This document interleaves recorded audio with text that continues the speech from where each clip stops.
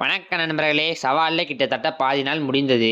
ஏஞ்சதும் பல்ல விளக்கிட்டு வெறும் வயிற்றுல நெல்லிக்காய் சாப்பிட்டா நல்லதுன்னு சொன்னாங்க. அதனால இனிமேல் தினமும் ஒரு நெல்லிக்காய் அதை சாப்பிட்டு பயிற்சியில் இறங்கிட்டேன். இன்னைக்கு பைசெப்ஸில் 7 கிலோவில் 11 ரெப் புஷ் பண்ணிட்டேன். 12 புஷ் பண்ண ட்ரை பண்ணேன், ஆனால் முடியலை. ரைட், இன்னைக்கான குரலுக்கு வந்தோம்னா, அடக்கம் அமரருள் உயிக்கும், அடங்காமை ஆறுருள் உயர்த்து விடும். அதாவது நம்ம அடக்கமாக இருந்தோம்னா நிறைய புகழை கொடுக்குமா, அதுவே அடங்காமல் இருந்தோம்னா வாழ்க்கை இருளுக்கு போயிடும்னு இந்த குரலில் சொல்கிறாங்க. பயிற்சியை முடிச்சுட்டு ஓட்ஸ் குழுக்களை குடிச்சிட்டு காலேஜுக்கு கிளம்பிட்டேன். இன்னைக்கு நம்ம பயலுக்கு என்ன ஆச்சுனே தெரியல. எல்லாரும் மொடட்டு படிச்சுல இறங்கிட்டானுங்க. அப்புறம் காலேஜ் முடிஞ்சு நம்ம சிங்கம் இன்னைக்கு ஹாஸ்டல்ல இருந்து ஊருக்கு கிளம்புறாப்ல. அதனால கொஞ்ச நேரம் வெயிட் பண்ணி அவரையும் கூட்டிட்டு கிளம்பியாச்சு.